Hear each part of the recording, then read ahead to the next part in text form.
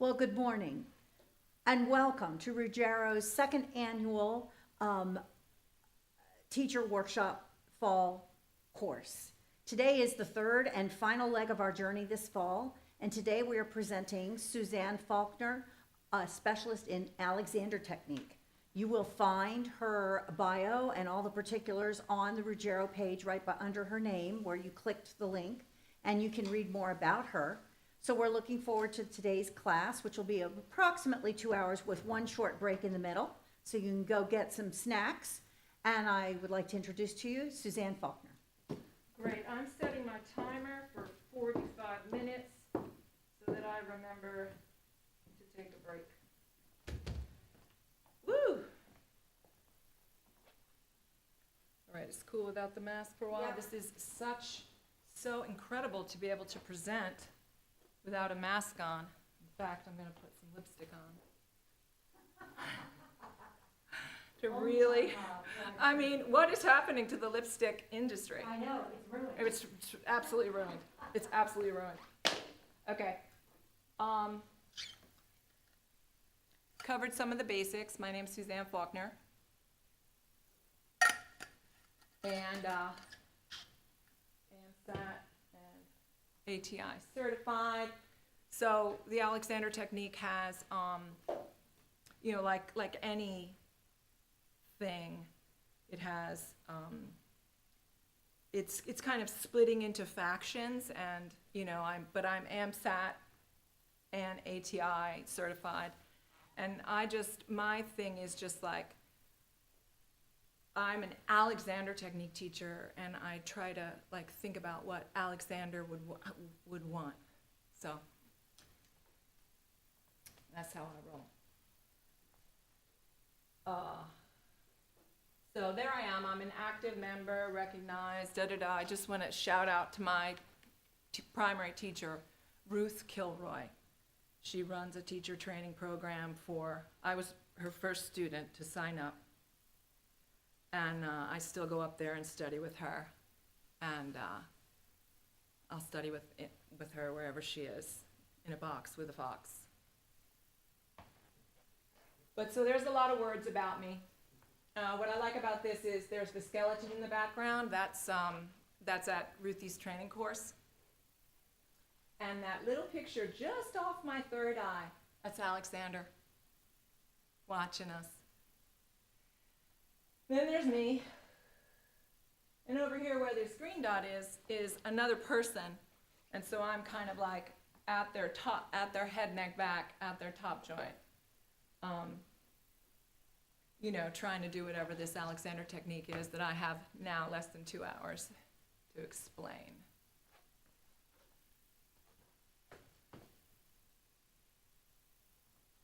All right, so I like this. I wanted you guys to see this picture of me playing the tempora because, look, I can play an instrument.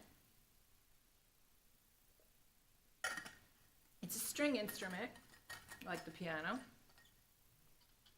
and it's the base, the anchor of Indian music, which has a tonal scale. And I don't really know much about Indian music, but I do know how to go bum, bum, bum, bum, and just keep that tone going in the background.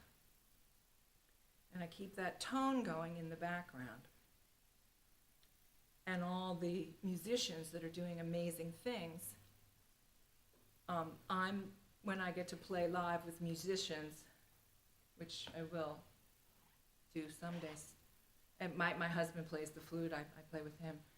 But that background drone is a lot like what I'm gonna try to get you feeling. And you're musicians, so you know the word drone doesn't mean like drone. It means like bass. So I'll try to we will get some thinking inside of us that can be like an anchor for your music, for your thinking. So when I look, there's the camera. Yeah. Right. I was thinking that the sound was the camera. So anyway, Alexander technique is an investigation of how intention and habit affect coordination and learning capacity. Wow. I'm jumping right in here. Oh, there's my Ruthie. Ruthie is the one in the chair. So once you get to be a certain level of like teacher, and Lauren is also a teacher, she's my Alexander bestie. So here we go. This work is not about movement. Like when people explain the Alexander technique often, they say it's about posture or movement or getting better at some things. Like Zach, the guy running the show here, the technical issues for me, said, oh, so it's what's the Alexander technique? Is it for pianos? Is it, you know? And yeah, it's for everything. On the slide, I said this was a workshop for pianists. It could also be a workshop for construction workers or opera singers. But I'm gonna do my best to make some reference to pianos. Got this baby back here. So I have these two circles here, body, mind. I've got this, work is not about movement. Well, movement and body, when you think about movement, you might think about your body. It's about the inner relations of oppositional forces. Inner relations of oppositional, that would be your mind. So it's not about movement, it's about the inner relations of oppositional forces, the multidimensional thinking. Where does that happen? Inside your body. It's for your movement. But that's key, that it's not about movement. Like it's not about pianos or construction work or opera singing.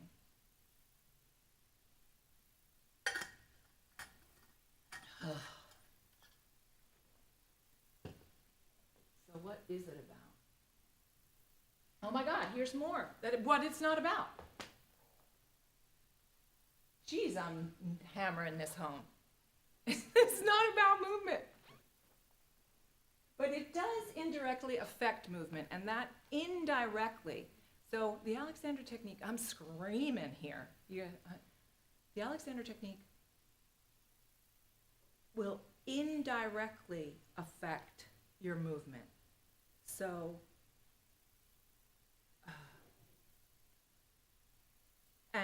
but it's not about movement.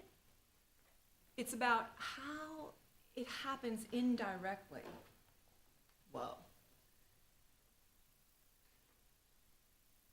I love it that I can see the next slide. Okay, so here's, oh no, I'm not doing the before and after thing, am I? Oh my gosh, I am. So here's, oh my God, I'm forgetting his name, I love him. So this was after our first lesson. So he had already had 1 hour of Alexander technique, and there was a little video that I couldn't get up and running. But I mean, wow. His use is super jerky. He's throwing his head around. You know, I'll imitate how he sat. He sat like this. He sat like the no guy. He was totally this guy. Can I go backward in time, Zach? Can I go backward? You can go backward. You just hit the arrow or like the arrow key. He was totally this guy. I mean, he was like classic this, and like, so, you know, and I was like, this is going to be fun.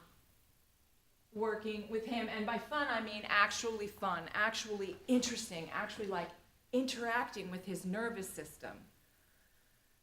You know, and after 10 lessons,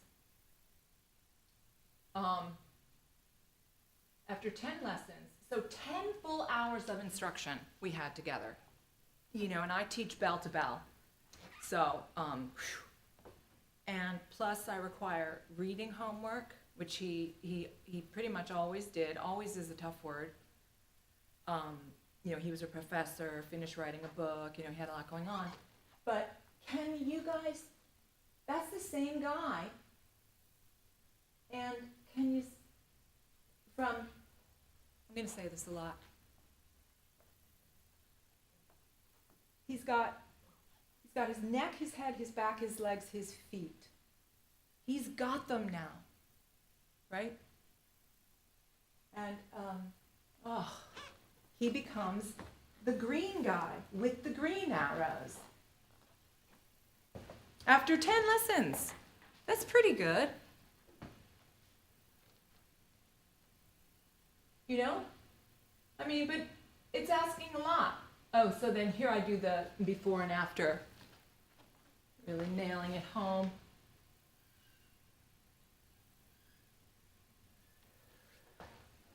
So, there's something going on there that's changed.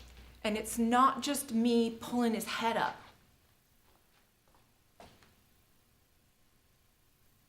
All right.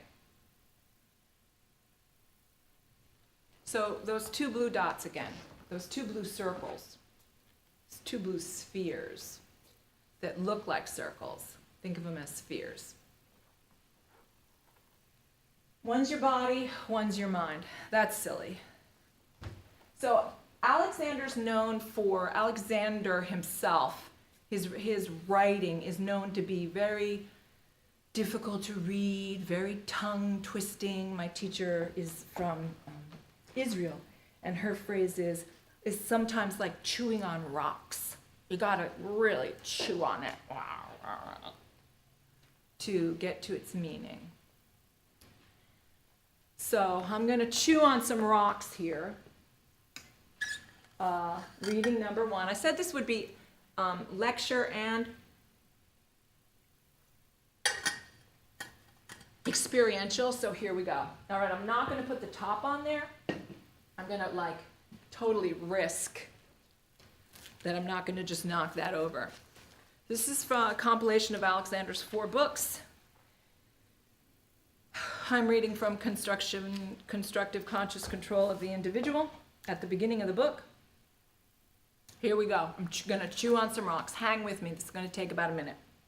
This is Alexander describing how he wants us to think about, the human body. How he wants us to get, like the drone instrument, how he wants to get the base of our thinking. At this juncture, I wish to make it clear the sense in which I use the word psychophysical. The term psychophysical is used both here and throughout my works to indicate the impossibility of separating physical and mental operations in our conception of working with the human organism. And he's got physical earmarked, bunny-eared, and so he's really banging this home. As I wrote in Man Supreme in his first book, in my opinion, the two must be considered entirely interdependent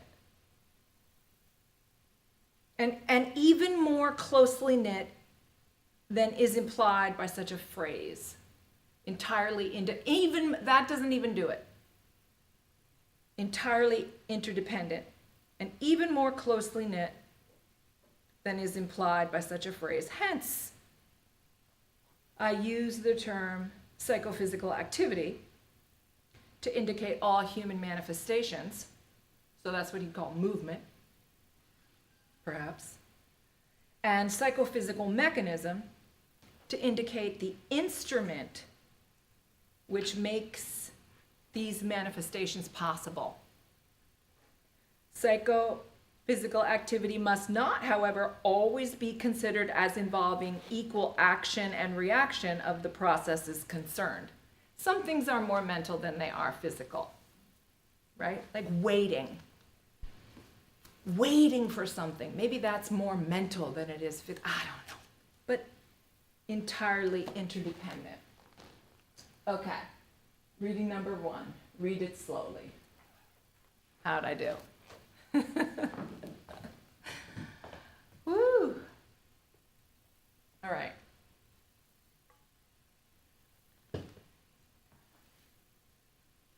Nobody wants a frantic Alexander technique teacher. Nobody needs a frantic Alexander. So here they are merging. All right? Here they are merging. We are merging. Okay. Frank Pierce Jones studied with Mr. Alexander and his brother, who also became an Alexander technique. Oh, like Ruggero piano, it's like a family, business. I wanted to thank Ruggero piano for having me before I started. But hey, no time like the present. Thanks for having me. What am I talking about? Whole body. So this guy studied with Alexander and his brother A.R., and I really dig him, Frank Pierce Jones's writing, because he's like a scientist. He's not like going to talk about like stuff that he's just like thinking might be what the Alexander technique is.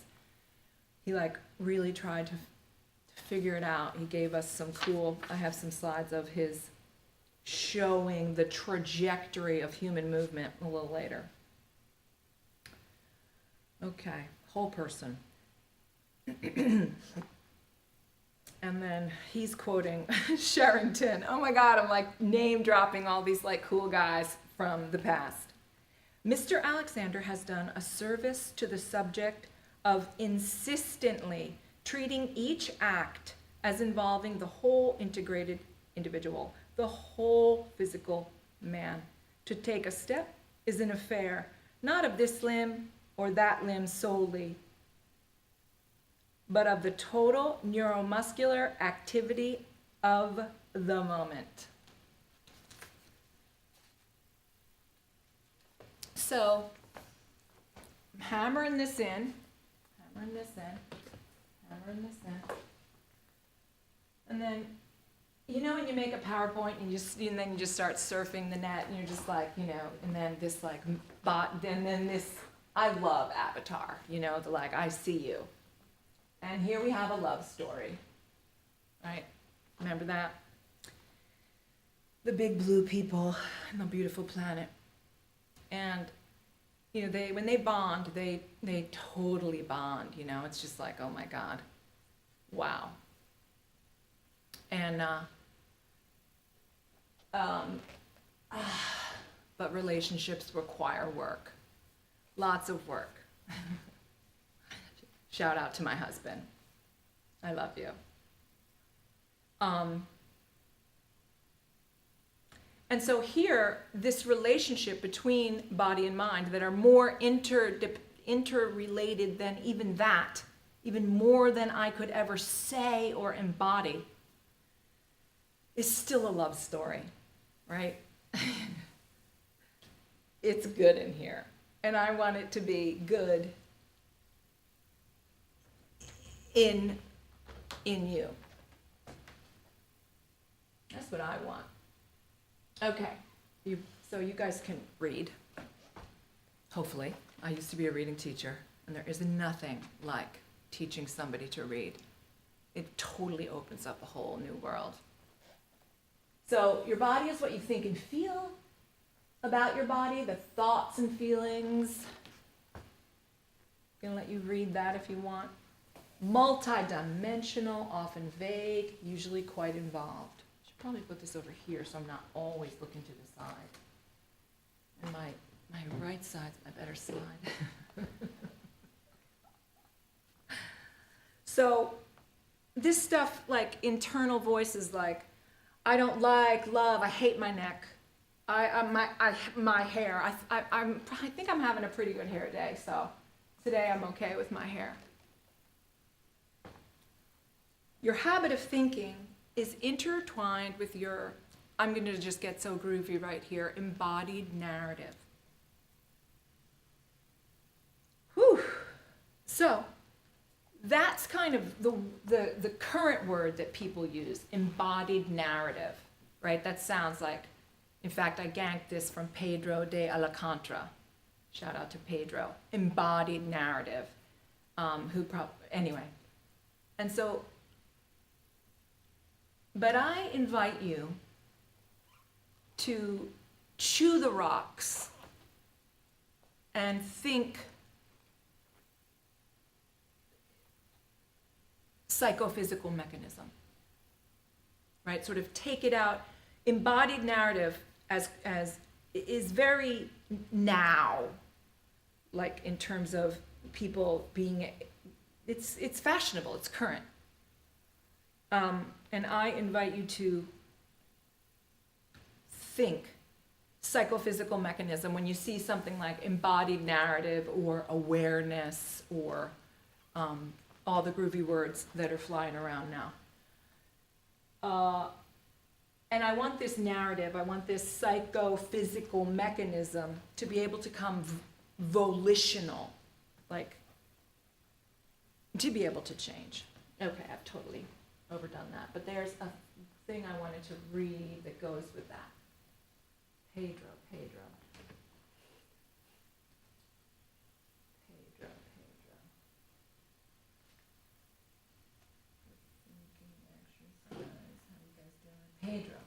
Uh-oh, this is going to get deep.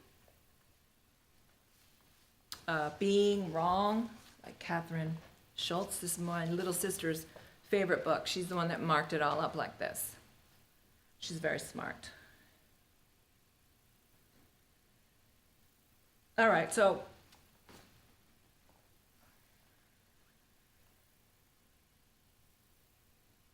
back to that intertwined, your habit of thinking is intertwined with your embodied narrative.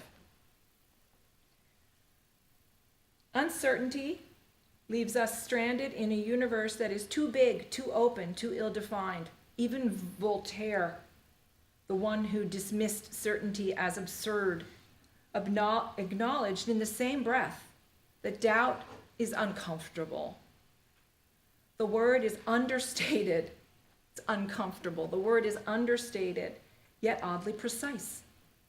The open space of doubt leaves us ill at ease, unable to relax or feel secure. Where certainty reassures us with answers, doubt confronts us with questions. Not only about our future, but also about our past, about decisions we made, the beliefs we held, the people and groups to whom we offered our allegiance, the very way we lived our lives.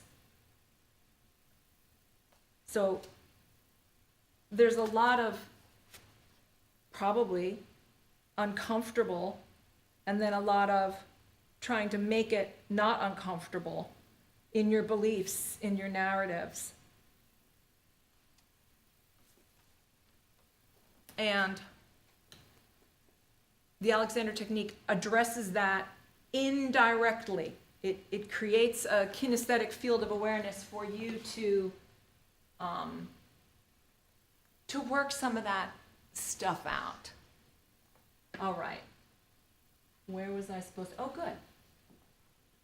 Here we go. I'm going to say here we go the whole time. Whole integrated field of awareness. All right. So here you are in this blue.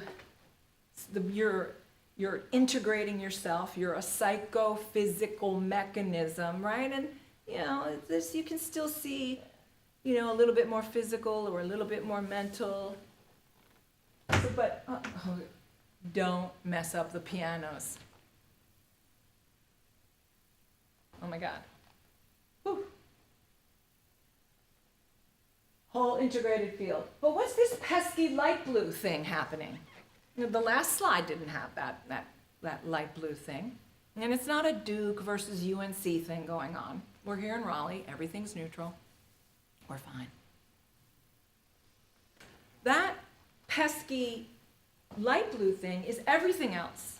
Everything outside of your skin, right? For me right now, it's the camera, it's the microphone, it's Carol's husband, it's Zach. But it's more than that, it's everything else. It's this piano, don't mess up the piano. What are we gonna do about that? I have myself, I'm working on being a psychophysical mechanism, right? But what about everything else? What do? I entreat you to establish a single integrated field. Like, instead of, which is hard enough, the skin in, and the skin in, get yourself in it. You are the instrument. And then everything else is included in your field of awareness. Gets groovy quickly.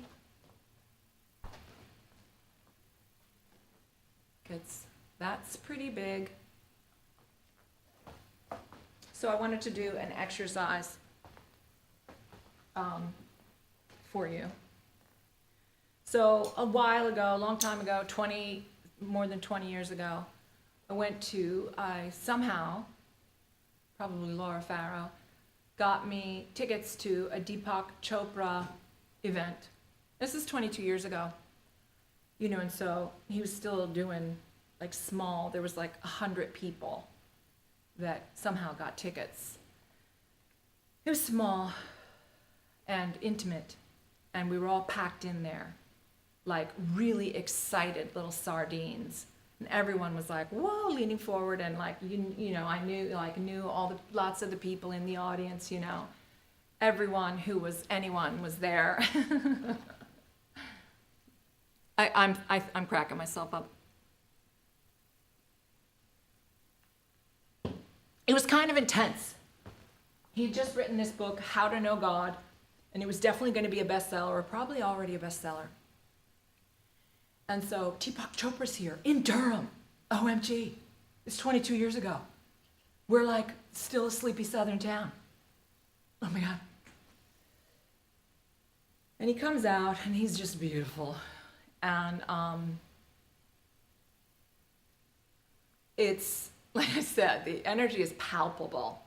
And the first thing he does, he's like, I'm Deepak Chopra, and I invite you to close your eyes. So here we go. I'm going to Deepak Chopra this. I invite you to close your eyes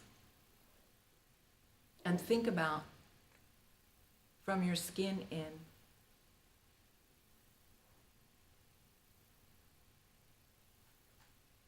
think about your head and your neck and your back and your legs and your feet and your arms. And still stay in there. Still stay in there.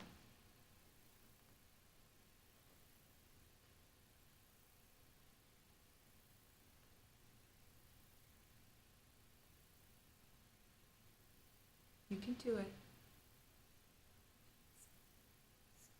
Stay in there. Good. Stay. In about 5 seconds, I'm going to ask you to open your eyes. Stay. And when you, open your eyes. Take in the room. Take in the energy. Don't leave yourself. Oops. Don't leave yourself. Close your eyes again. This time, when you open your eyes,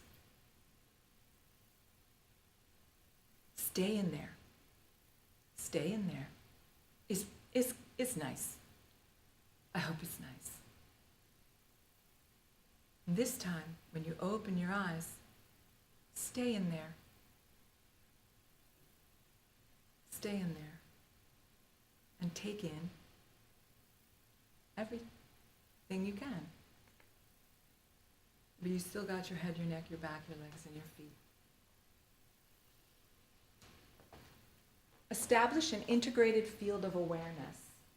So, okay.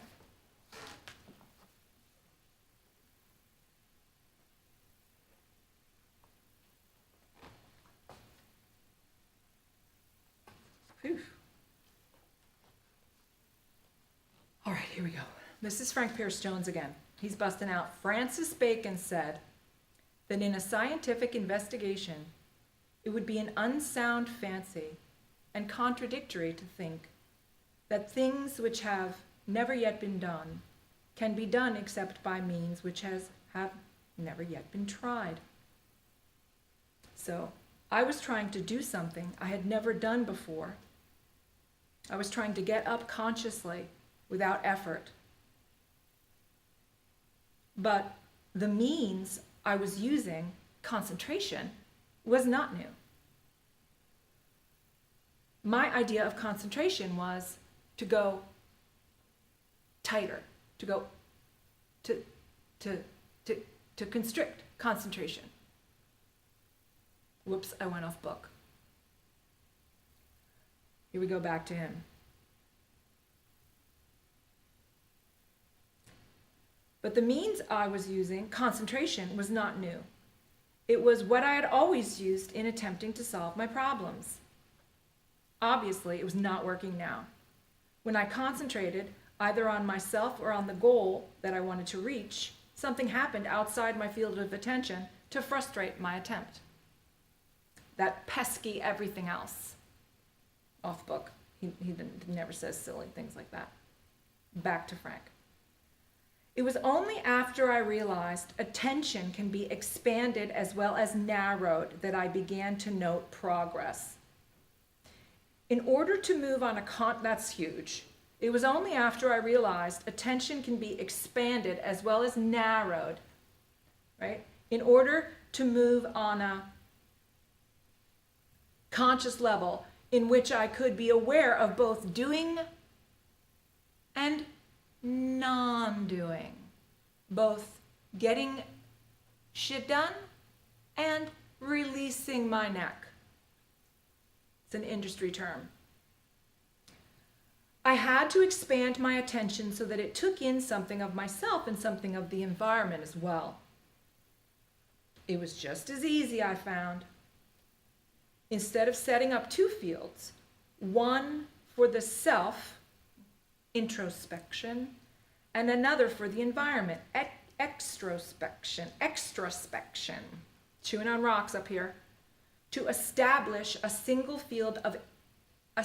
integrated field in which both the environment and the self could be viewed simultaneously.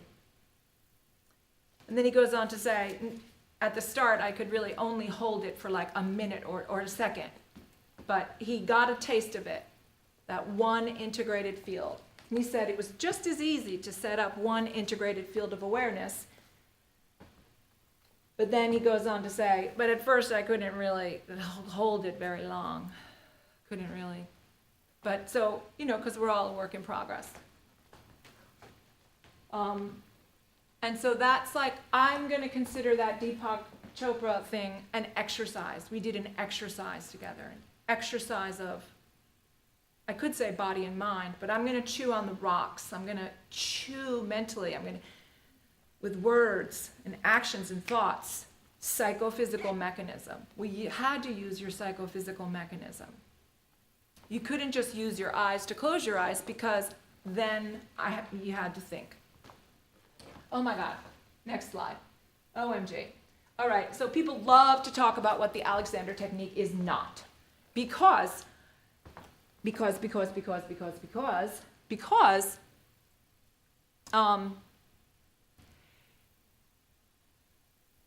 I'll just start with this one. Because it is not super easy to explain. It's a new, we're asking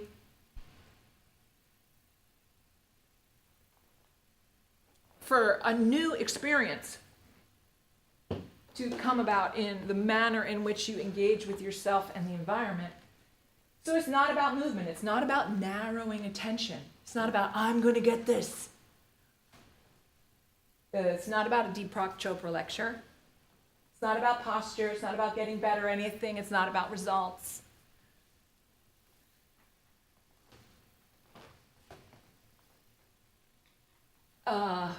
It's about the conscious understanding of how to use your body better in all that you do. That's my friend Lauren Halal's elevator speech. What's the Alexander technique? It's the conscious understanding of how to use your body better in all that you do. Easy, easier said than done. But at least that's not, you don't have to really chew on the rocks too much. Okay, but because it is a conscious understanding, it's a lesson and a learning process, not a treatment. Okay, it's a lesson and a learning process, not a treatment. Okay. Okay, FM story in 1 minute. All right, Zach. Okay. Pedra's book. All right.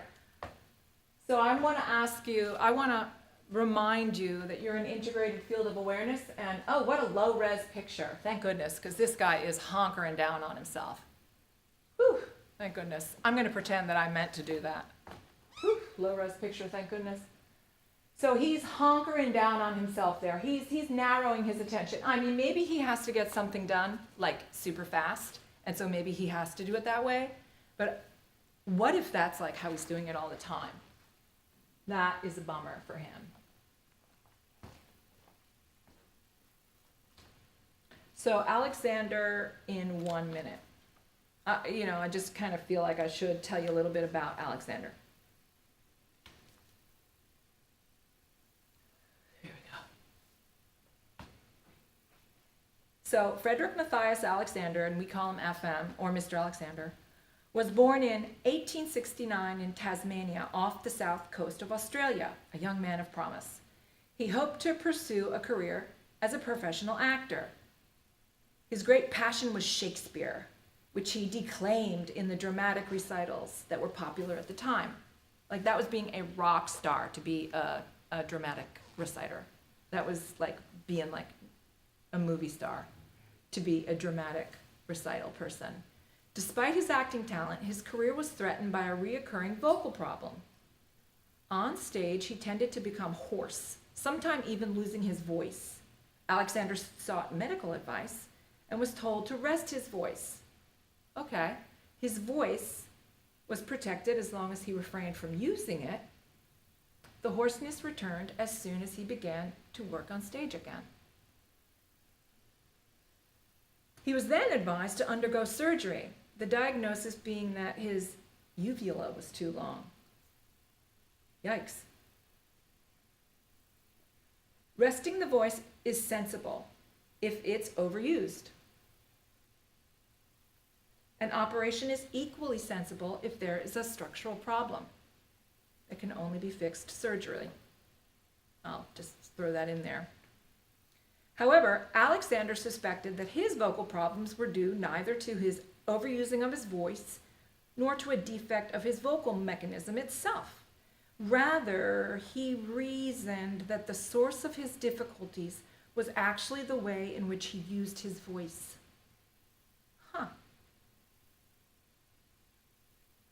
Actually the way in which he used his voice.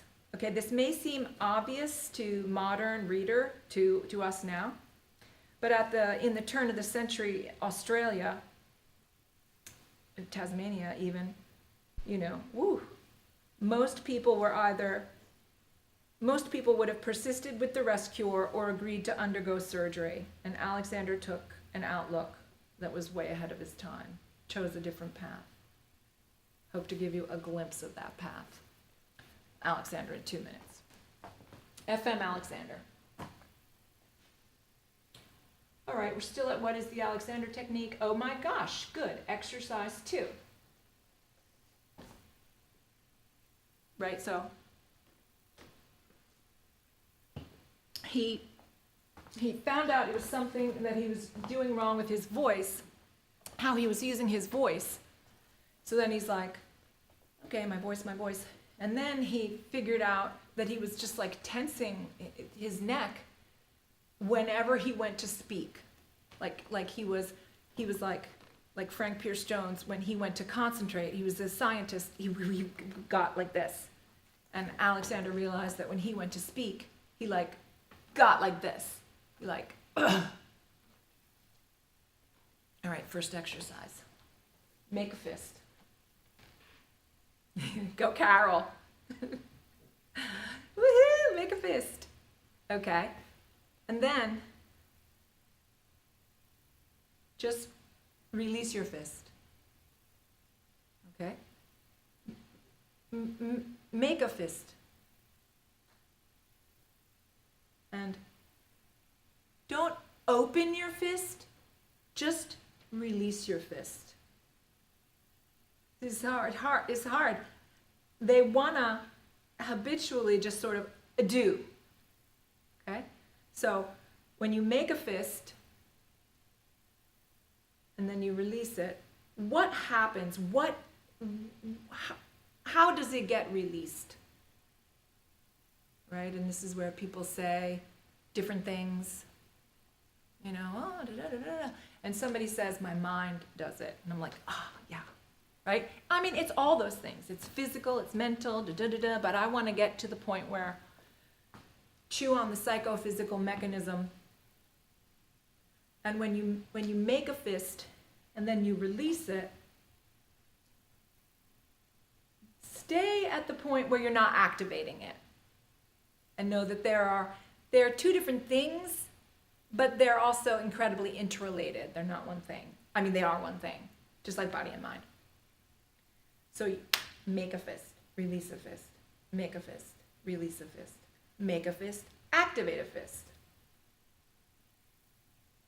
Make a fist, activate a fist. There's a world of difference between make a fist, release a fist, make a fist, activate a fist. Take an activated fist and make a fist. Now it's kind of pre-tight. Take an activated fist and make a fist. Everything's going, yes. Which is good for, like, I guess some things. I don't know, fighting. I don't know, luckily, much about that.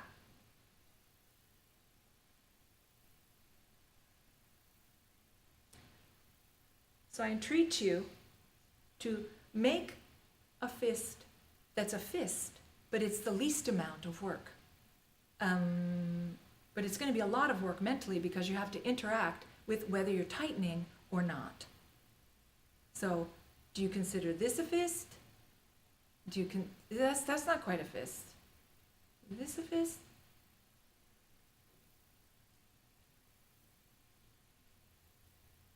I used to work with American Sign Language people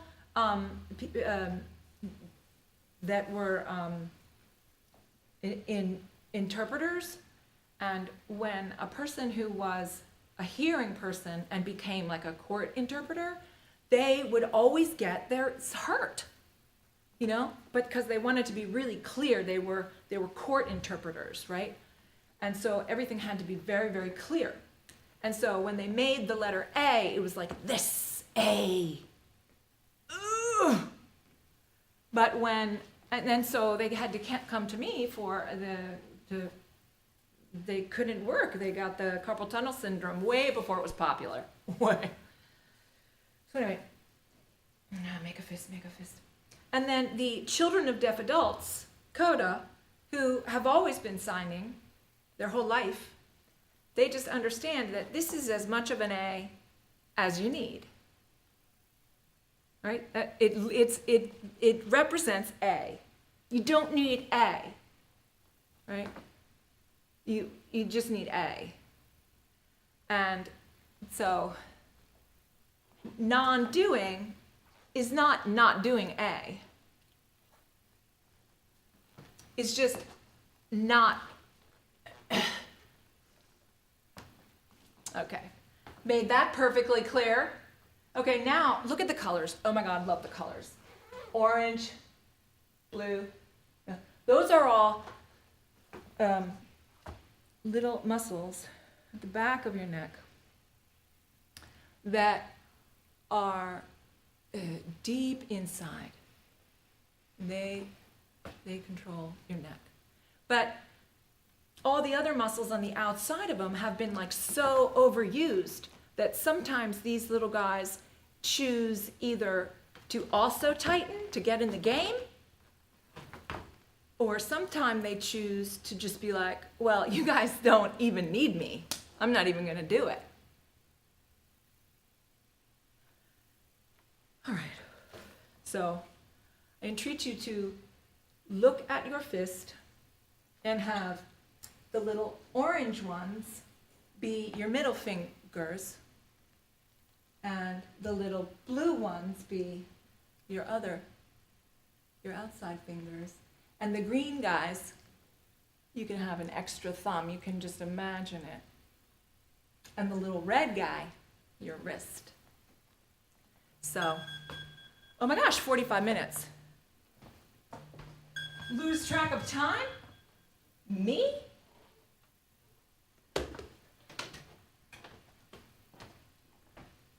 That never happens. All right, I'm setting my timer for 10 more minutes, and then we'll take a break. I really lose track of time. When I was in college and I ran track, I said it for an hour and 15 minutes. I ran the 400 meters, the 440 really. And people had to, and the 800 meters, right, the 800 meters, oh my God. My teammates would have to stay at every quadrant of the race to tell me my time so I could keep track of the time. It's like I didn't have a real good internal time sense. Still don't, working on it. Exercise too. You got your colors. Let's set it up again. You got orange here. You got blue here. You got your green guys here, extra thumb. Whew. And you got your base there. The red guys that go underneath the green guys. So I want you to imagine that those are actually the muscles in your body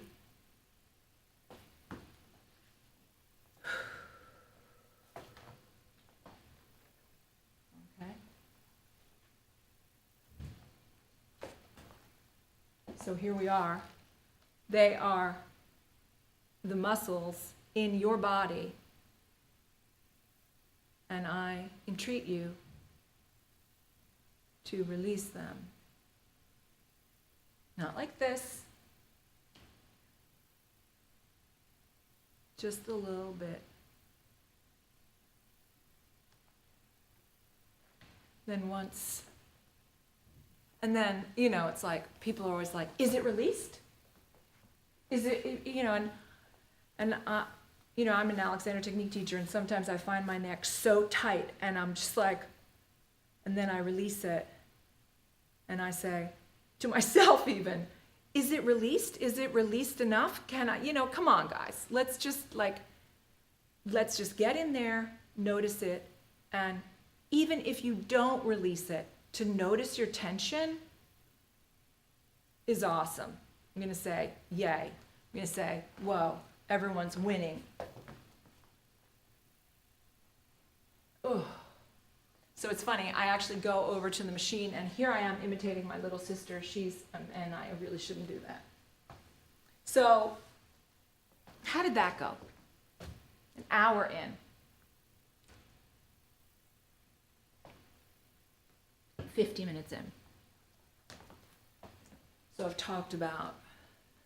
showed that picture of Josh, from his feet to his head. Okay, good. Top joint.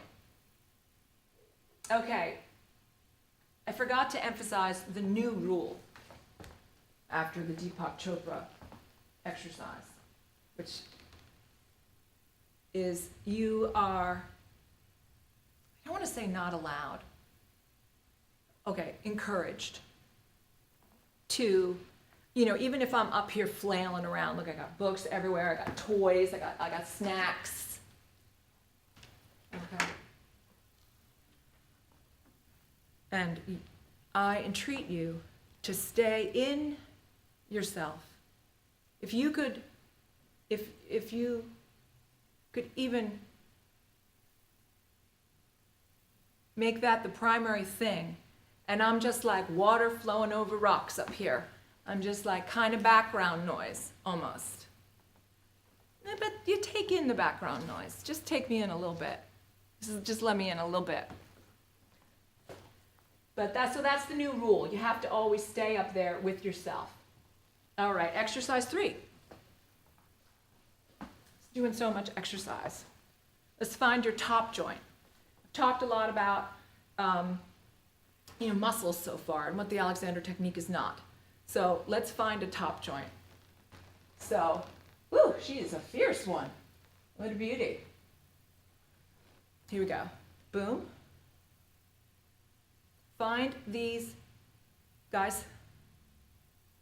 So you definitely have to use your internal imagination. Not that you have to imagine your top joint, it's totally there. But for you to interact with it while you're alive, while you're in it to win it here. And so those 4 points, like the crosshairs of those, that's way up where your top joint is. And so that's part of the neck that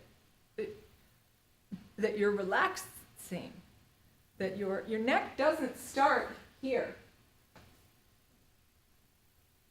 where you see the bend. It's almost like secret. Your neck is there in back of your face. So I'm just going to give you a second to.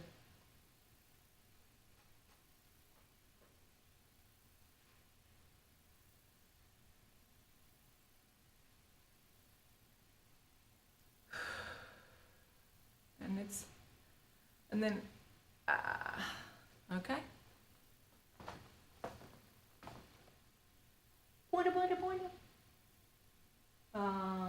Light blue aura, blue circle. Okay, so now, just after this sort of me up here chewing on my rocks, being water, floating in a river, something you're paying some attention to, but mostly staying inside of yourself. Maybe you can have a different narrative with yourself about, these muscles inside of you and how they relate to you. Guess what? They are you. Leaning on the piano. They are you. Look at how beautiful. Oh my gosh. From the tippy top there, right? Underneath that tippy top is where the inner muscles are. You see a little bit of them. And this is actually blurred on purpose so that I don't start thinking about the names of these muscles. And they go all the way down to your tippy tail. Look at that little tailed one. And the muscle actually goes woo into your little tail. It's almost ticklish. So they are you. We are that. So integrate them, a stupid word, into your whole. Them, who's them? Oh, right, this is the relationship we're having. The integrated whole person relationship we're having. When you think about your muscles, everyone's like, oh, my muscles, I'm so tight. Oh, my muscles are so tight. They are you. Include them, right? I'm going to drop a Christmas thing. Let them into your reindeer games. Got a little red thing in my backpack where I put my Rudolph the Red-Nosed Reindeer on. Invite everybody into these reindeer games. Think about how they relate to your top joint.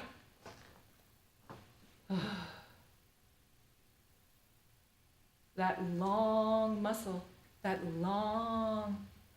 do they relate? How do they think about the length of your torso and how these lovely muscles are loaded with breath and thinking? Here's just a moment with your top joint. It's wide. It's like those red, that's why those red ones are so wide. Remember the wide ones? And they are all up in there. And your top joint is cool because it allows your skull to go this way And then your second joint allows you to go this way. And they're very differentiated in their purpose. And then the third one is the first one that's just like, whoa, yeah, cervical spine. I know what I'm doing. Let's see, when's a good place to take a break? All right, let's hang in there. We'll do one more exercise. This is Lex. So this is where, Zach, if you zoom in on the Lexter. Whew. So this first one over here to the left, that's my Alexander studio that I haven't been to in months. He just came to me, and he had had a stroke and brain damage. I'm working 2 waters. I got a drinking problem. And so I entreat you to kind of imitate how he, so go ahead and stand up. We're almost ready to take the break. Like your kid, Carol, who there's 5 more minutes left in the lesson, but he has to go to the bathroom right now. So we're taking our transition into getting up. So go ahead and stand. And if you can see it, it's a little blurry, but imitate Lex. I gave him a wall to lean on because his balance was a wreck, and he wanted some help. So, they can't see me at all, right? They can see me a little bit? Small. Yeah, okay, small is good.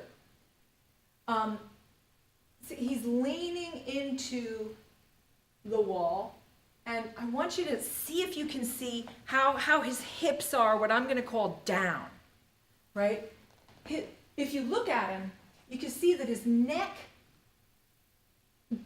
belongs to his head, not his spine. And his lower back kind of belongs to his legs. His bum belongs to his legs, right? And he's just kind of like that. And then a couple lessons later, this is 10 lessons later.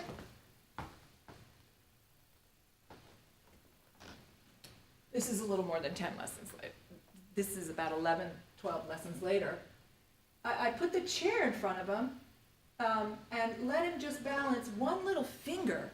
So if you're standing and you're near your desk, just let yourself imitate this second Lex. And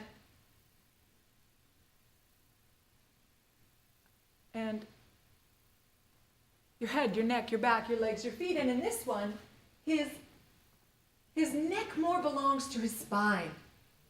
And his legs, his back more belongs to his spine. His back isn't being swallowed up by his legs.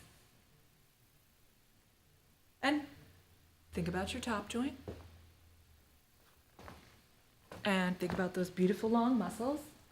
And, this thinking inside of you, I want it turns into like the drone that is your kinesthetic base, your kinesthetic, anchor of thinking, right?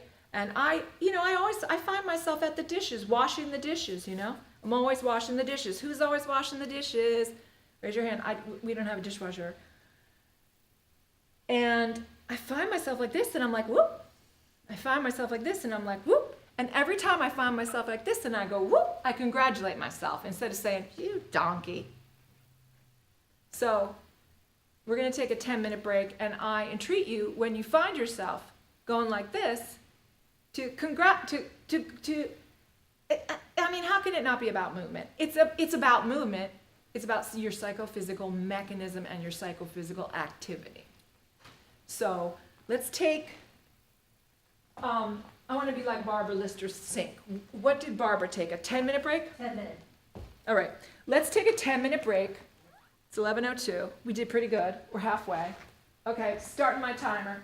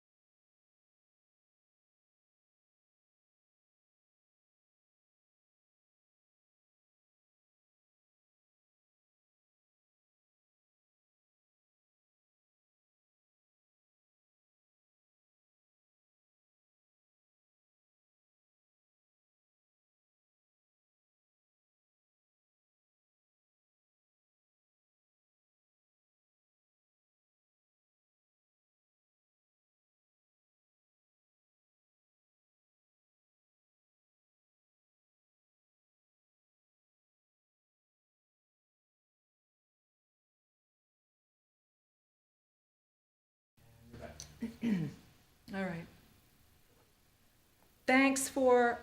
Hello, welcome back. Thanks for rejoining me. I've learned from my sister who's watching, thank you, Val, that there's a chat box. So if you guys have any questions or like, OMG, this is terrific, or what is your point? Like, if you guys were here in the audience, I could be completely interacting with you and,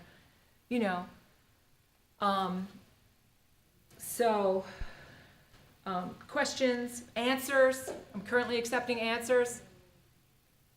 But can you look at the chat box for me, Carol? Yeah. Zach? Yep. Yeah. All right. Okay, If any questions come up, I'll tell you. great. So let's do the fourth exercise. And I just named these like numbers. It's not this laid out in the Alexander technique. Like this is what you do, then this is what you do, then that's what you do. But tried to give us a little something to do. So oppositional forces and string theory. I'm going to introduce string theory. But first, I should introduce strings theory first. So let's say we've got the oppositional forces going. It's the drone in the back of your thinking. What are these oppositional forces? You saw how deep the muscles go into your pelvis. Think of them being involved in how high up your head is. You can do this sitting. You've got your head, you've got your neck, you've got your back, you've got your legs, you've got your feet. I'm going to join you in sitting so that I'm doing the same thing.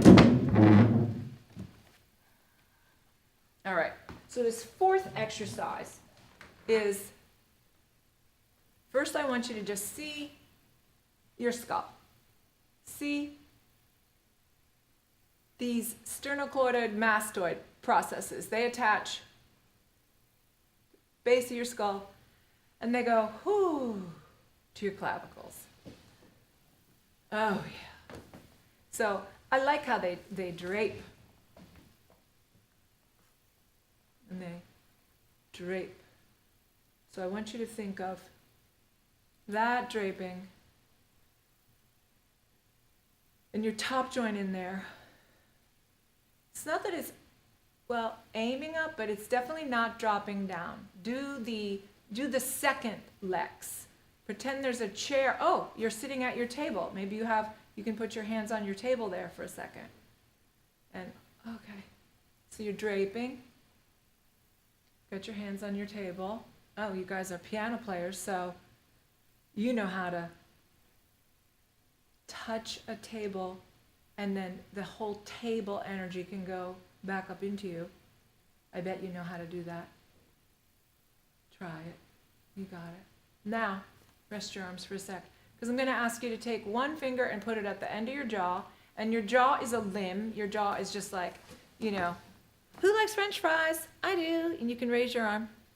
So you can move your jaw around.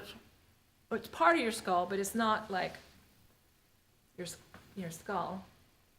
How's that? So put one finger on your jaw and one finger on the back of your skull. Whew. And remember those nice long muscles running through your spine. You got your head, you got your neck, you got your back.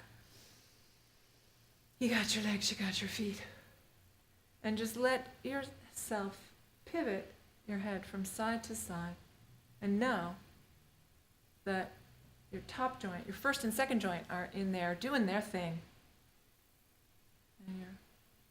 And then let your head pivot, and that's your head and your very tippy top joint. And that's Garland, if you can hear him in the background, working on pianos. So you got that, and you think about your head, and drape. Okay? How could you think about all this and play the piano? Oh my gosh. Well, You just have to practice this. Just like Garland is in there tuning the pianos or fixing the pianos or instruments that people are taking care of. Oh, instruments people take care of. Remember when the piano tuner would come to my house when we were little, my mom played the piano. And we just loved the piano tuner, and he would bum, bum, bum, and he took so much time with the piano. Piano's awesome. And it's a beautiful instrument. So, but let's include yourself as a beautiful instrument. It's not too much to think about where your jaw is in relation to your skull. It's not too much to think about your sternocleidoid mastoid processes releasing. And think about your top joint aiming up. Now, like Frank Pierce Jones said, you might only be able to hold these thoughts for like a moment. But I want you to congratulate yourself when you hold these thoughts. And let's take a moment again to drape. You got your finger on your jaw, your limb at the back. And then let's be bold. Let's, from your sit bones, look up. And lengthen up, and then look down. And look side to side. And if you're touching your skull, it's there with you, there with you, there with you. And let it stay with you. It is you. All right, introducing string theory. So I put strings on the back of your chairs, Carol and Carol's husband. And Zach, I put a string around there for you. So usually when we do string theory, we get to do it with partners, and a partner plays your string, like you play the piano string. This time, we're going to do solo string theory together. So you intertwine, like you're flossing, and then, like the piano tuner, bing, bing, bing, let's go tight. Let's go what we know to be tight. And I guess sometimes that might be helpful, but see if you can pluck it with your thumb, and what kind of sound does that make? So then I want you to think about the top and the bottom, and you're making your string. Then I want you to loosen it up, like really loosen it up, like there's no question that it's loose. And then I'm getting some sound out. Oh, yeah, no question. The only sound that I can hear is like my thumb hitting a string. I don't hear like a music. And I wish you guys had a string at home, so I'll hurry up. I should have told everybody, you need a string.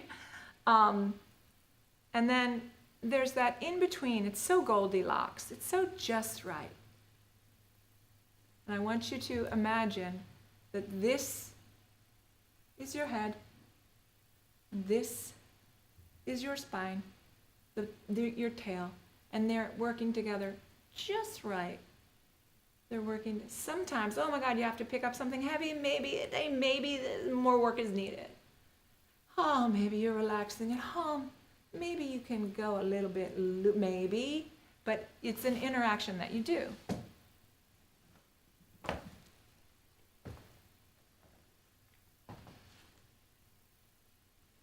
right. And you can see how that would help you with your banging on the piano, the way you guys do.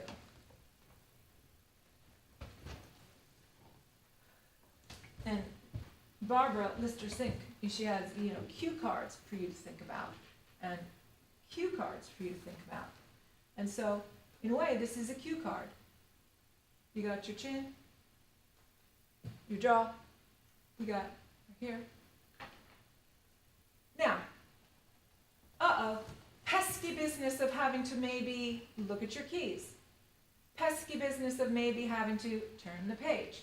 There's a lot of outside circle. There's a lot of not just your internal field of awareness, there's the external field of awareness. And then you interact with your piano. I'm not warmed up like Barbara was saying. In fact, I don't know how to play the piano. But I do know how to let my finger go down and my spine stay up. Right? I do know how to do that. I do know how to. Is it sometimes cool to like get into it like that? Yeah, I suppose, right? But as a basic anchor, I want you to be in that just right place, that Goldilocks place.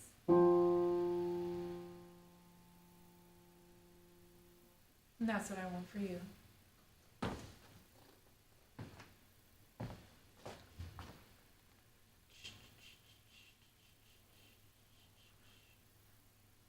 So, in the Alexander technique, there's a culture of forward and up, a culture of like that we really care about our heads going forward and up, not back and down.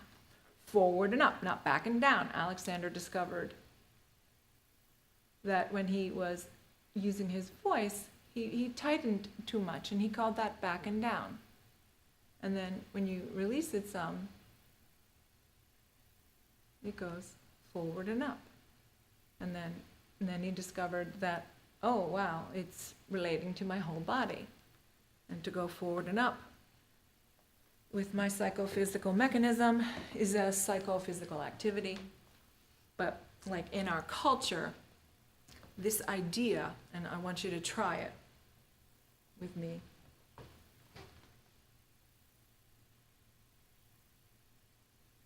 Here's Ruthie teaching in Chicago. Oh, look, it's working.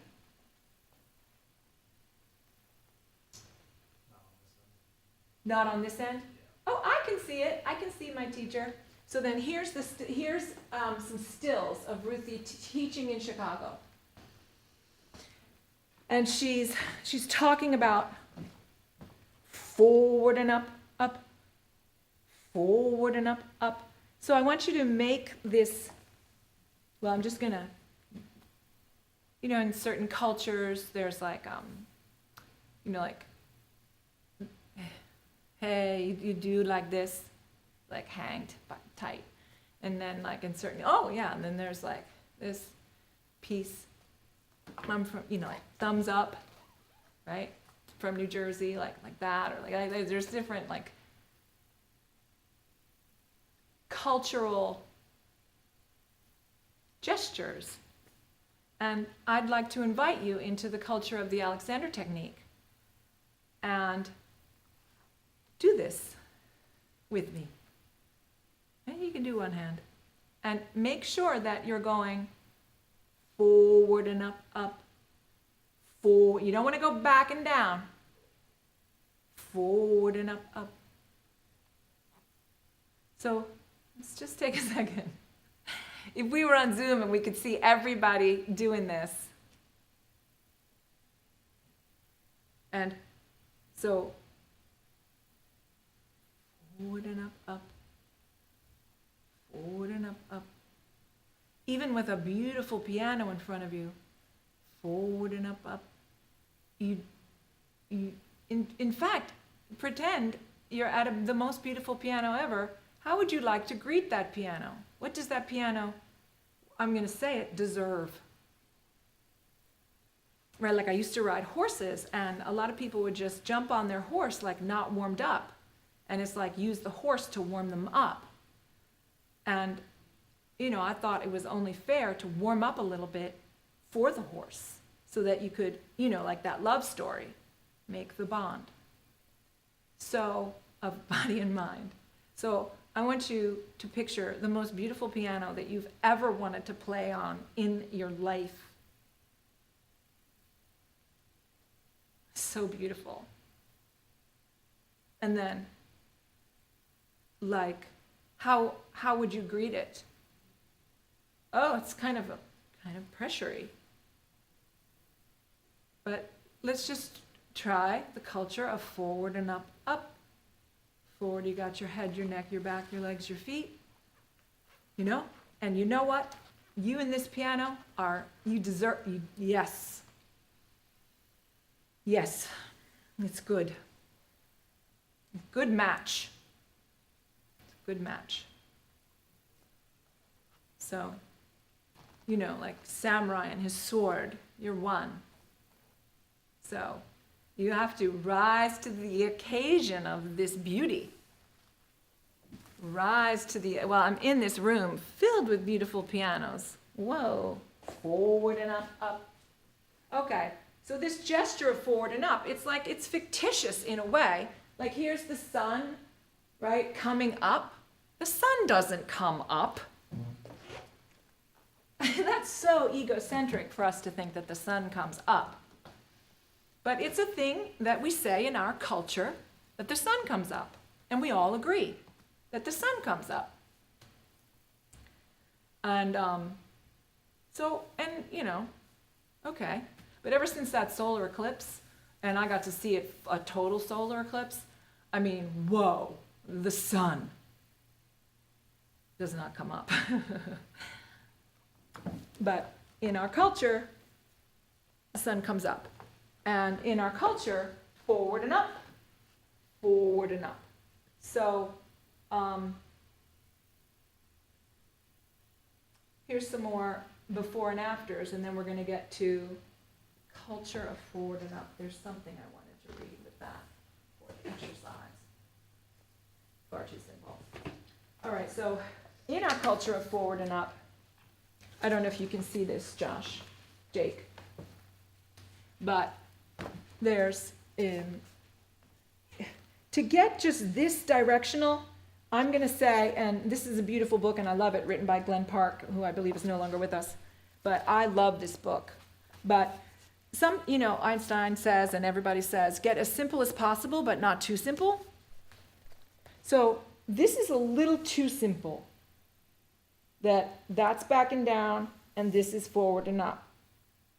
But, I like the direction she's going in. Like, come on, like, that's backing down, this is forward and up. But that's where, in our culture, which is evolving, this book was written a while ago, we're evolving. We know that,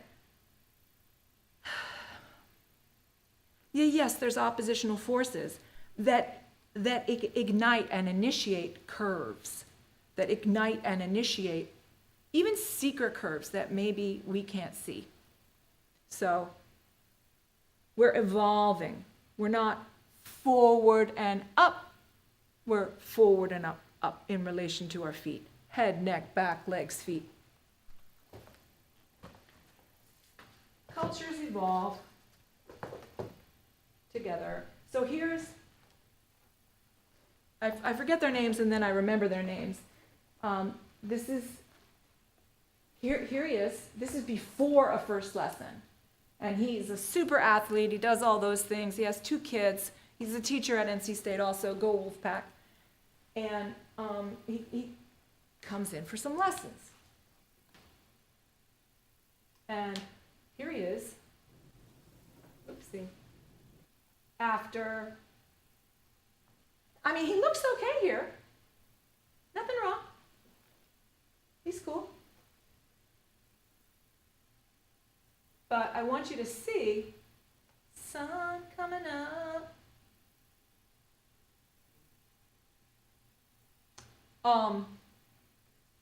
The difference. Can you see his forward and up, his head above his feet? And it's not about it's just about getting a little bit more informed. It's a little bit more informed. And to really interact and deserve this fabulous, human body that we're using. Can you see it? Forward and up, up. He's got his head. He's got his neck. He's got his back. He's got his legs. He's got his feet. Here. Can you see that his neck belongs to his head? here, can you see that his neck belongs to his spine? Right? Can you see that his legs are pulling his back? Come with us. It's like peer pressure, negative peer pressure. And this is positive peer pressure. Your bum, your spine belong to your back. And even your shoulders belong to your back, not to your arms. Shoulders belong to your back. Whoa. So I want you to be able to see, and by see I mean think and feel. So funny. Alexander jokes. And so can you see the changing trajectory? Remember unified field, remember make a fist, remember top joint, remember oppositional forces. So the top two slides are like the herky-jerky movements of when people first come into lessons for me, or any, well-trained Alexander technique teachers. So then the top, see, it's like a big, like that, and like my neck belongs, it's just stuck in there. My back is just dropping. And that's what that trajectory represents. And this is from Frank Pierce Jones's book. And then C and D on the bottom, he's, after several lessons, and they call it adjusted because Frank Pierce Jones gets there and, gets him a little mini lesson going, gets him going. Get like when a baby's first learning to walk, gets it going and takes their step. So he gets you going. And then the last one is you sit. And then I entreat you to stand. And here we go. Here's where we get really Alexander getting Alexander. I'm going to ask you to sit, but I'm not going to ask you to sit. I'm going to ask you to sit. But more important than sitting is just what we're going to use. Sitting is just the fodder. I'm going to ask you to join the culture of forward and up, be inspired by Lex touching the chair, right? You've got your feet, you've got your head, you've got your neck, you've got your back. And then send your head up and send your knees out and away, roll your heels into the ground. Oh, luckily the chair is there. Now, don't sit. Let the chair support you. Let the chair support you. So you don't get to go into that string theory super slack. And you don't get to go into the string theory overly done. And then to stand, all again. Forward and up, up. Sort of prime the pump. Forward and up, up. Not forward and up, not a straight line up. Well, it's kind of a straight line up. But the straight line up is through yourself, right? The straight line up isn't there. The straight line up is through yourself. Oh my gosh. That's what I've been trying to say the whole time. The straight line up is through yourself.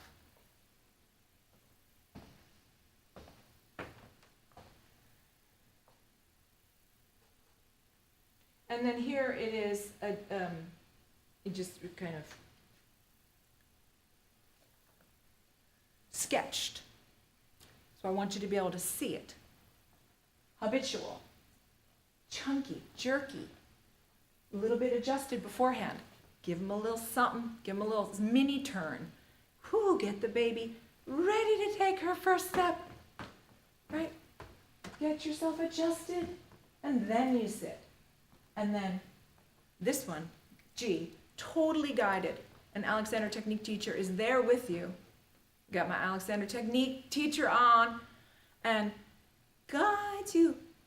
We don't really do anything. We just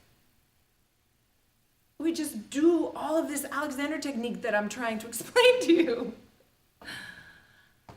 And there we are. And we guide you up and stay up and stay up and stay up and stay like you're just a glass of water. And then interact, in a sense, we become one, but I really have to stay here with myself. That's what I want you to learn to see. All right. This next one I think is actually going to go. This is the first time ever I've loaded a YouTube video onto a PowerPoint that we hope is going to work. And this guy had 36 lessons with Penny O'Connor, a teacher who, I should give her credit, she really banged in some thinking. These are acting students. They had private lessons, they had group lessons. And it's the same person, I swear. And let's see if it works. Okay. He has learned to keep track of what is going on inside himself. Acting student, well, I'll let you see it.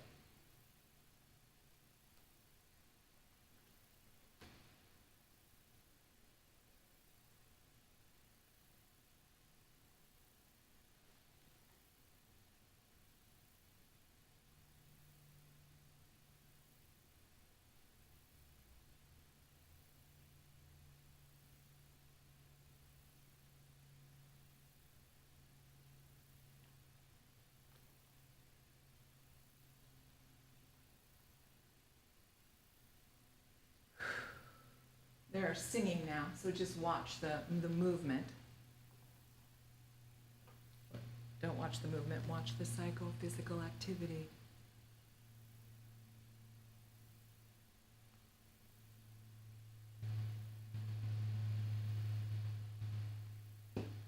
Wow. Right?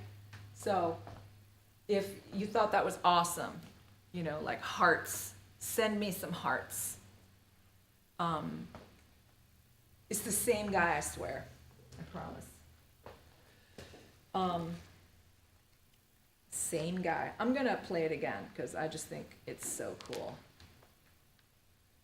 So instead of presenting the technique, by telling you all of the principles in the technique and stuff,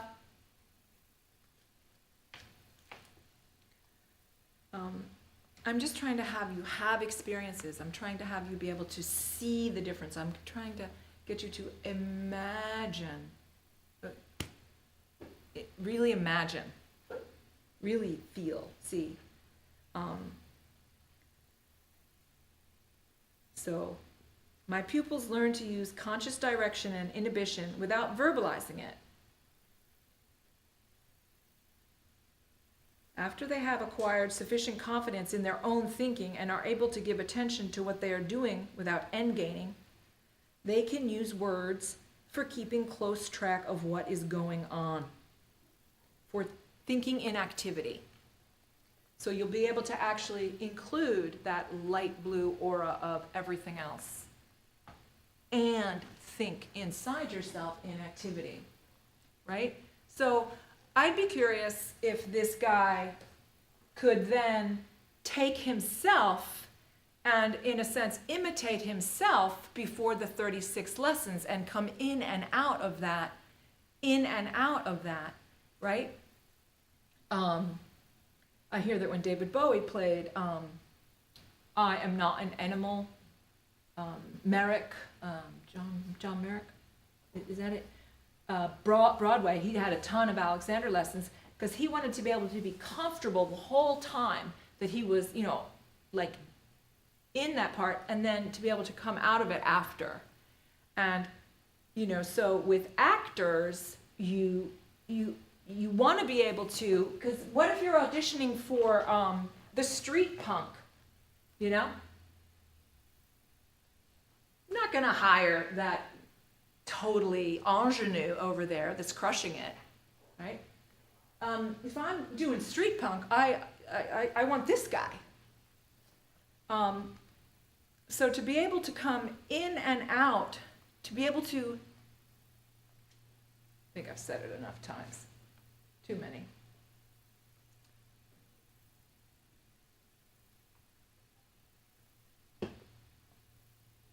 And then with the singing, it's a shame. We can't hear. Forward and up, up. He still has some work to do. He still has a little work to do. You know? We're not perfect. Forward and up, up. Not perfect yet. But we do want to think towards perfect in a way. Not like as an, we just want to always be allowing ourselves a little bit of change. We want to be allowing ourselves, like this guy has more work to do. Okay, 5th exercise, tractor beam. Here we go, tractor beam. I'm going to do it with you. So, I had just read out loud, that you don't have to think the words direction. You don't have to think the words inhibition, which is not, I can't even think of what inhibition is non-doing. So you don't have to know all these words for right now. But I do want you to have the ability to interact, to go from the guy who had 36 lessons to the guy who had no lessons. I want you to be able to know when you're 0 lessons and you're 36 lessons. So I call this exercise the tractor beam. And this is a guy in Alexander's times, and this was kind of the cultural fashion. There's my watch. I look at the watch. It's beautiful.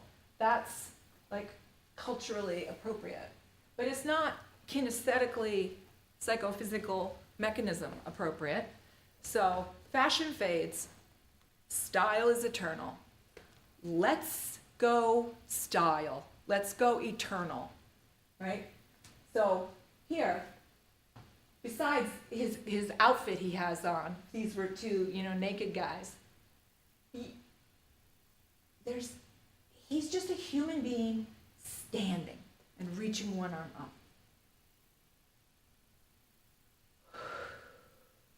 He's 36 lessons in or more, and then he forgets them. Or 36 lessons in, and then you let them go. And then so that you can find the switch to your own self. So, tractor beam. All right. Your head is, I'm a Star Trek person, right? Love them all, even the Doctor. So your head is forward and up, up. Let's join the culture. Forward and up, up. And, oh my God, what is that, a truck that they're beaming up? Forward and up, up, right? So think inside of yourself, got my head, got my pelvis, and there's energy. There's energy tractor beaming me up, right? It leaves my pelvis there, but there's the energy just of it. And then forward and up, up, and then let it go. No tractor beam. And then forward and up, ignites the tractor beam. Forward and up, up. Okay. So remember the string theory, not too tight, not too loose. This is whoa. Not too tight, not too loose. This over tractor beam. It's really, even a big strong over tractor beam, you can't really over tractor beam. You can just know that I don't need that much right now, as long as you let like the happy hanging humeruses happen. Oops, and your head forward and up. You can really go for it with these tractor beams, as long as you're letting remembering string theory. Not too tight, not too loose. Embody the life force within you. That's all. Embody the life force within you. Right? You know, I love this picture. This swirling image. And the up is going to go in a straight line. You're going to go up. But the whole thing is swirling around you. And you go up. And it's swirling in you. What was I supposed to read? I was supposed to read something. Oh well. All right. Anybody asking anybody any questions? All right. So the Alexander technique. I put Durham in there because if you want to find me or get in touch with me, just Google Alexander technique Durham. I'm Suzanne Faulkner. So I shielded you from these words. Recognition of force of habit, inhibition and non-doing, recognition of faulty sensory awareness, sending direction is the primary control. Eventually, you can, those are what I consider some of the basic principles of the Alexander technique. And you can eventually think them all together one after another or one after another all together. So that it's just like you can do with a piece of music that you had to learn. So let's try it with the alphabet. I used to be a reading teacher, and you learn the alphabet in a certain order. A, B, C, D, E, F, G, H, I, J, K, L, M, N, O, P, Q, R, S, T, U, V, W, X, Y, Z, W, X, Y, Z, yeah. So now say it as fast as you can. A, B, C, D, F, G, H, I, J, K, L, M, N, O, P, Q, R, S, T, U, V, W, X, Y, Z. Very good. Now, say it as fast as you can. And I'm equating this with a piece of music that you know. I'm equating this with, your piece of music you're working on for your next recital. First you have to learn it, Then you have to really interact with it, Like start to read chapter books about it. So I'm making this analogy between reading, like third graders love when they start to read chapter books. And then, then you really start to you read Anna Karenina, and the horse dies, and oh my God, and you're totally interacting with A, B, C, D, E, F, G, H, I, J, K, L, M, N, O, P, right? So now I'd like you to just think the alphabet in its entirety and hold it in there with you.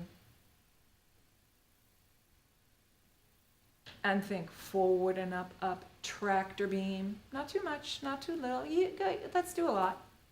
You got your feet rolling into you, right? I'm trying to address these principles of the Alexander technique without words. You let your back release back so your tractor beam can go straight. And there's the alphabet. You've got it inside of you, like that. Right? Just like some pieces of music, you can pretty much think the whole thing sort of at once. How do you do that? How do you guys do that? But I'm 30 years in this Alexander technique, and there are moments when I really have a glimpse of embodying myself and being able to include another person, as I'm teaching the Alexander technique or as I'm, cooking dinner.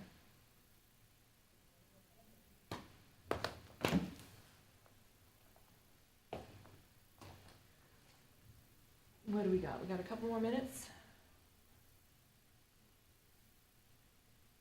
That's my niece Sabine.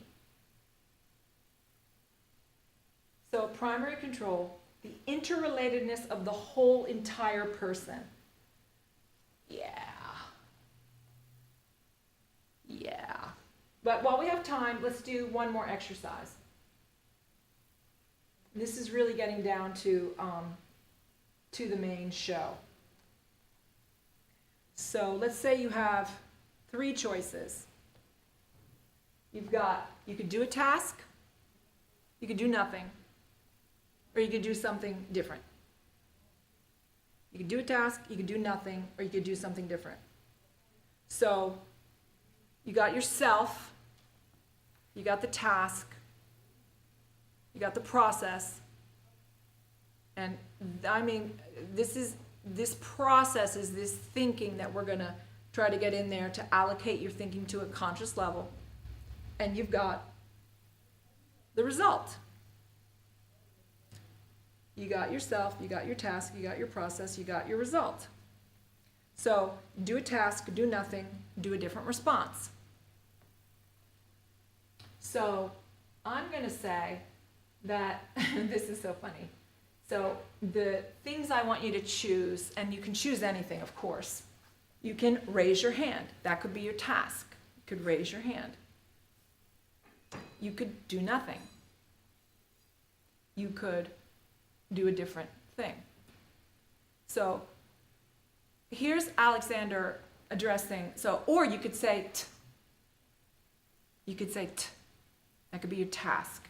And he was an elocutionist. So he was all about his vocal mechanisms. When I ask you to draw your tongue away and say t, I mean you not to say t. I mean you definitely to prevent, to give orders. And these orders are the forward and up. These orders are the tractor beam. These are happy hanging humeruses. These orders are the in you, let the neck be free so the head can go forward. I give orders and not to say t. I ask you to say t because I don't want you to say t. Because I want to give you the opportunity of not saying t. I mean, who can resist that opportunity?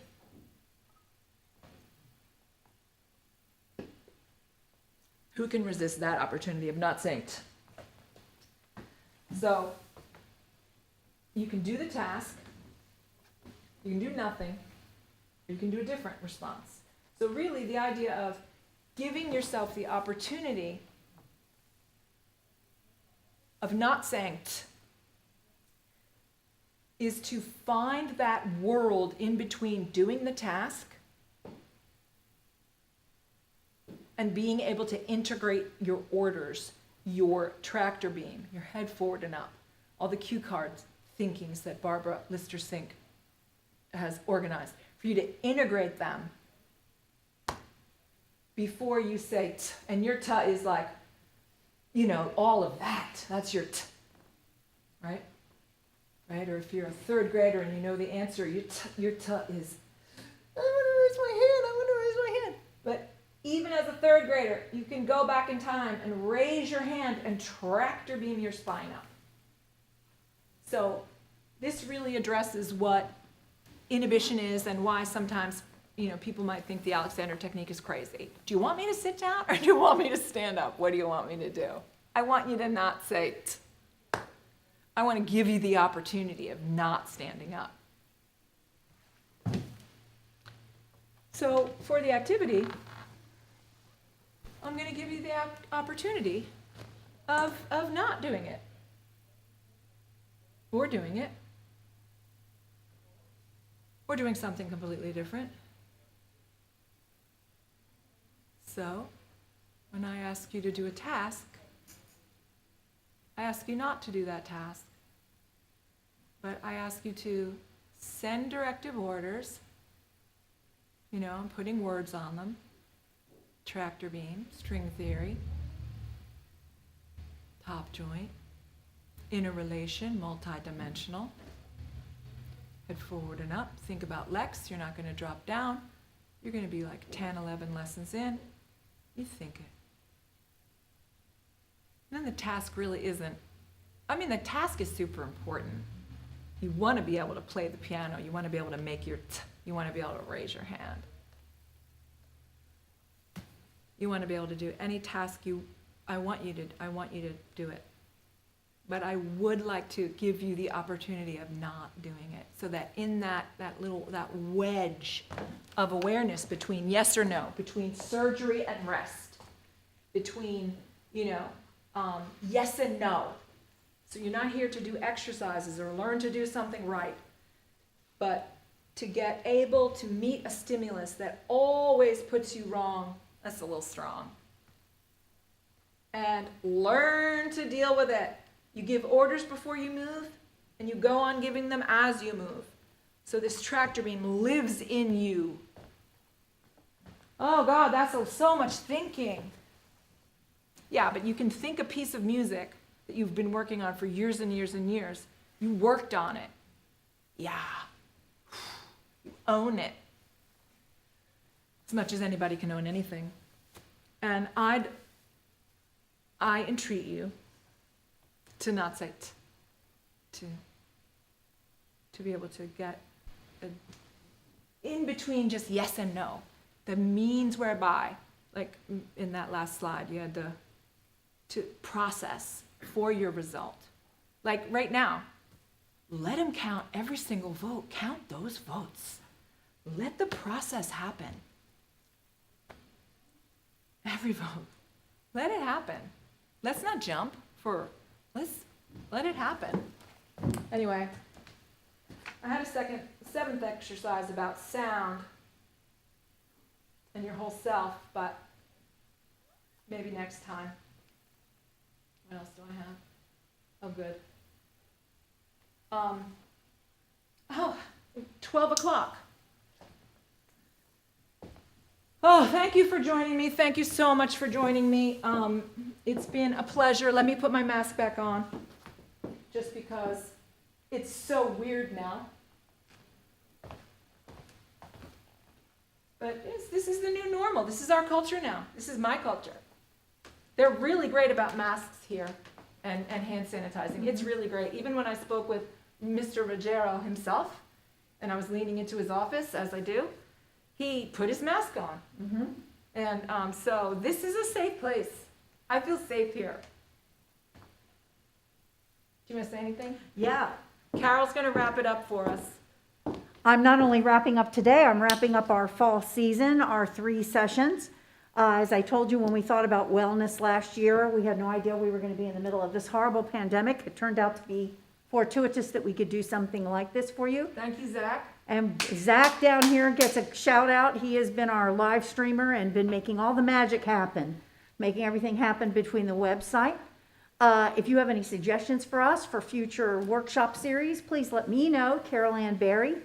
And we'd love to hear from you, your insights into what we did this year and what might be fun for another year. And we hope you stay healthy and well all through the holiday season. And again, thank you for joining us. I believe what they did last week and they will do again this week is the copy of this will be put up, the link on the website so that you can go back and review it, or those that may not have had time to join us today can view it at a later time. So there's more opportunities to review today's session. So thanks again for joining us, and I hope you have a blessed weekend. Thank you.